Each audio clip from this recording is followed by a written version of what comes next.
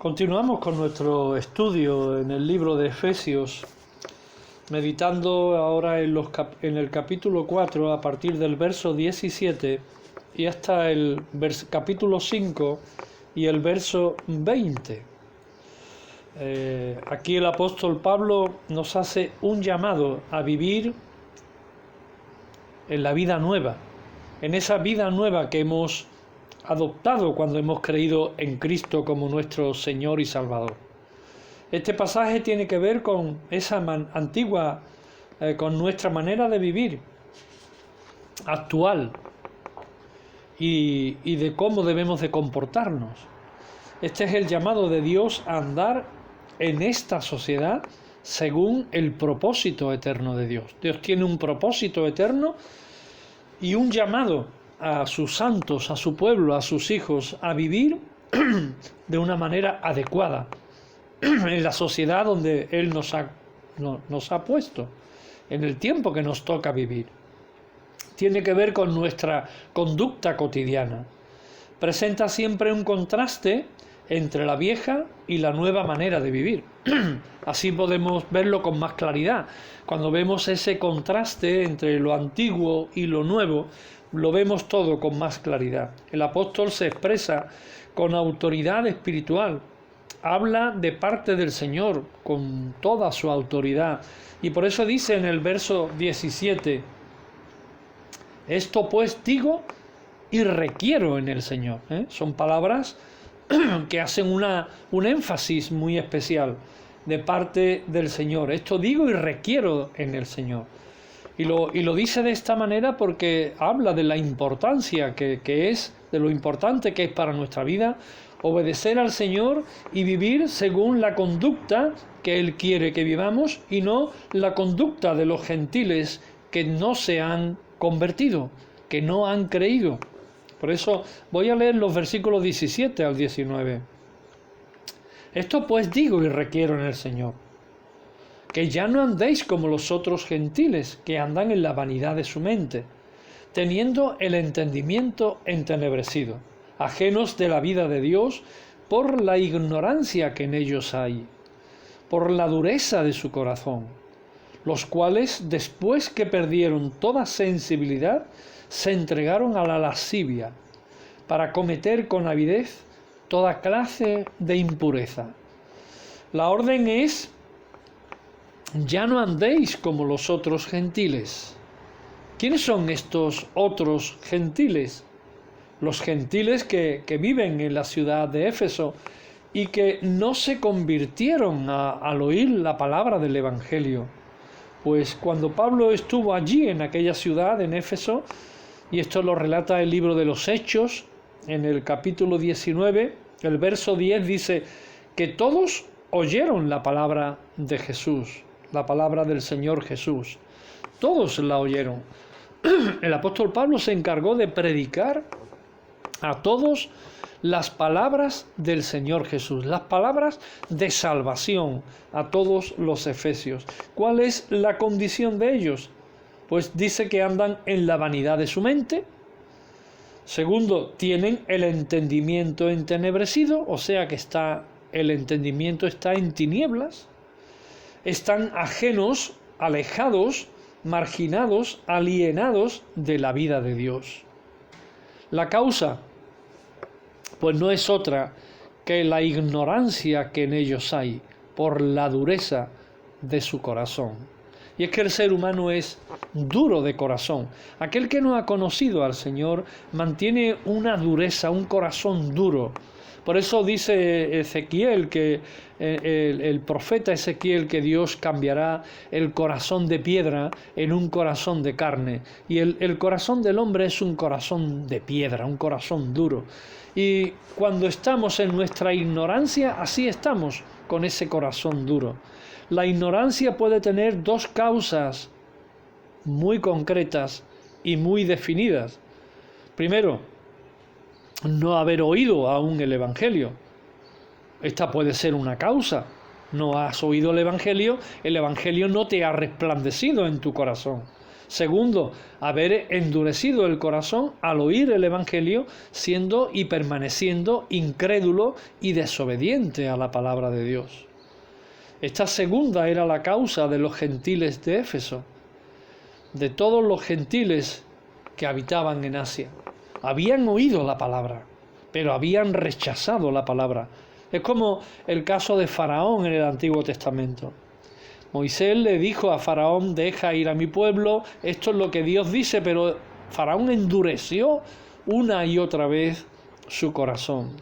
Y aquellos que rechazan a Dios endurecen su corazón y realmente la luz del Evangelio no les resplandece. Cuando alguien escucha el Evangelio y no cree, rechaza, no queda igual, no queda de la misma manera que antes. Dice el texto que el Dios de este siglo ciega el entendimiento de los incrédulos para que no les resplandezca la luz del Evangelio. Eso lo dice en 2 Corintios 4, versículos 3 y 4. Esta es la causa por la que andan según la vanidad y las tinieblas de su mente. Nosotros, por el contrario, los creyentes, somos los responsables de la primera causa de ignorancia en tanta gente, porque nuestra responsabilidad es ir y predicar el Evangelio.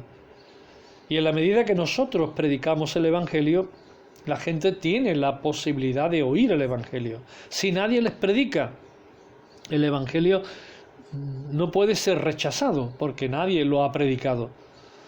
¿Cuál es la consecuencia? Pues que cuando las personas no reciben el Evangelio, hay una insensibilidad moral, un libertinaje sexual y el descontrol moral de nuestra sociedad. Estas son las causas fundamentales que hoy están en nuestra sociedad y son las consecuencias de no creer en el Evangelio de Cristo. Nuestra responsabilidad es comunicar el Evangelio, predicar el Evangelio. La conducta es el resultado de lo que tenemos en nuestra mente, de lo que hay en nuestra mente. Esta conducta de los gentiles que no son creyentes era la consecuencia de la vanidad y de las tinieblas que tenían en su mente. Hay una diferencia con los discípulos de Cristo, como nos marcan el texto 20 y 21, los versículos 20 y 21, dice: mas vosotros no habéis aprendido así a Cristo. Vosotros hay una diferencia. Si en verdad la habéis oído y habéis sido por él enseñados conforme a la verdad que está en Jesús. Esta frase es muy ilustrativa. Mas vosotros indica la diferencia. Ahora, ellos son diferentes, tienen una vida diferente, basada también en principios diferentes. Dice: vosotros habéis aprendido a Cristo. El verbo es ematelte. Matete es discípulo. Ahora ellos son discípulos de Cristo. Un discípulo es uno que aprende a ser como Cristo. El objetivo de un aprendizaje es Cristo. El motivo de nuestro aprendizaje es Cristo. El discípulo aprende a Cristo. No meramente acerca de Cristo, no meramente acerca de ese personaje histórico que es Cristo. La verdad que aprende no consiste en conceptos siquiera acerca de Cristo. Conocemos muchos conceptos acerca de Cristo. La verdad que debemos de aprender de Cristo es Cristo mismo. No estamos aprendiendo una materia, estamos aprendiendo una persona. Estamos aprendiendo de una persona y esa persona es la verdad. Y esa verdad es una vida que hay que vivir. Es vida y es un camino. Por eso dice Jesucristo es el camino, es la verdad y es la vida que hay que vivir. Una manera de andar, una manera de vivir. El propósito de estas enseñanzas no es impartir conocimientos intelectuales, ¿verdad? Muchas veces queremos aprender cosas intelectualmente. Se trata de aprender acerca de Jesús o de la vida cristiana. No es exactamente recibir más información bíblico-teológica, sino que aprendemos a Cristo. Se trata de eso, aprender a Cristo, aprender a ser como Él es, a fin de que andemos como Él anduvo, como dice Primera de Juan 2:6. El verbo enseñar es didaskein, de didaské. Se podría traducir más literalmente: si habéis sido adoctrinados en Él, tal como está la verdad en Jesús. Si habéis sido adoctrinados en Él, si habéis aprendido de Él, su forma de vivir, tal como es y tal como está la verdad en Jesús. Jesús es la verdad.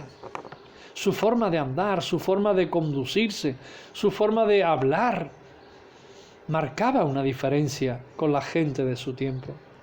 Y eso es lo que el Señor espera de nosotros. Si es que, como dice el texto, si es que habéis aprendido así a Cristo, si en verdad lo habéis oído y habéis sido enseñados conforme a la verdad que está en Jesús. Los versículos 22 al 24 nos hablan del viejo y del nuevo hombre.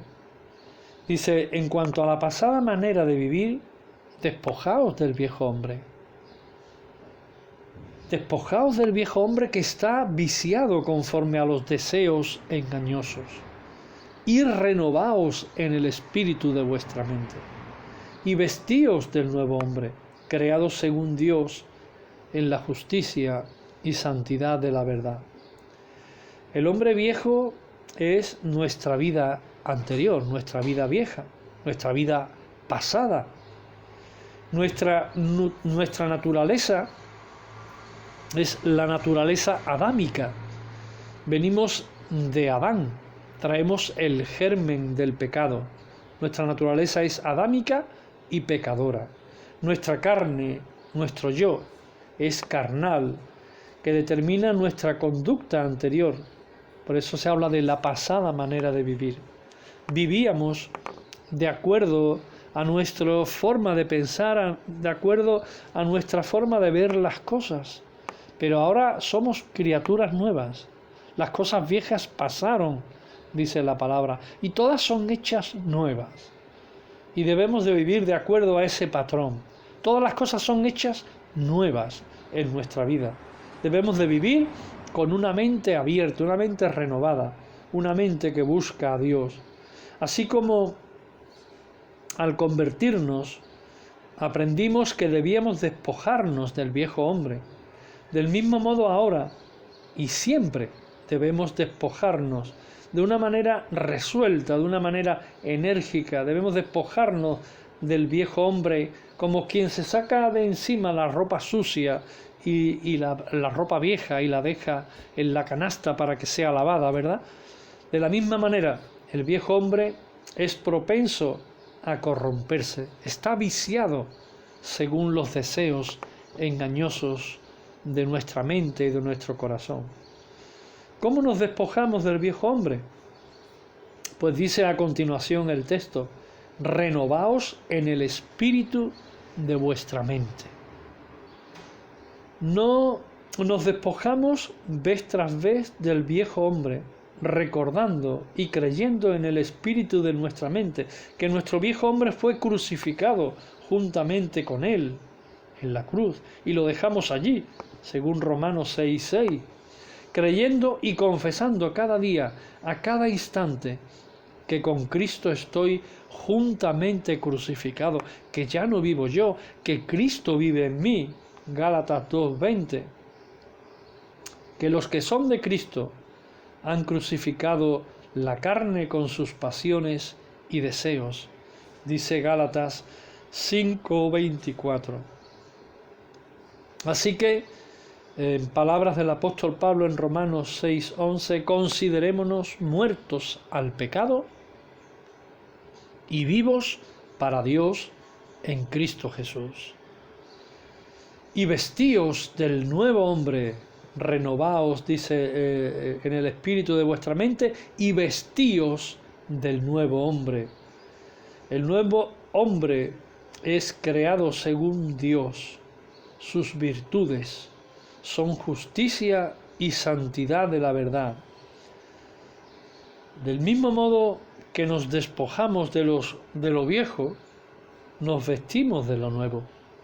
Cogemos nuestra ropa nueva y nos la ponemos, creyendo y confesando que Cristo vive en mí, que soy uno con Él, que soy una nueva criatura, que estoy sentado con Cristo en los lugares celestiales, que ya no vivo yo, mas Cristo vive en mí. Nos dejan las pautas este libro de Efesios. Estas palabras del libro de Efesios nos dejan las pautas de cómo debe de ser ese hombre nuevo, esa criatura nueva que ha nacido para ser diferente, no para vivir las mismas cosas que vivíamos, sino para vivir cosas nuevas, cosas que realmente son las cosas que Dios desea y quiere para cada uno de nosotros. Y si lo que queremos es glorificar a Dios, así debemos de andar, en rectitud y en la verdad, con el deseo de cambiar nuestra antigua manera de vivir en una manera nueva. ¿Por qué? Porque queremos darle a Él la honra, la gloria y la alabanza cada día de nuestra vida. Así sea, hermanos.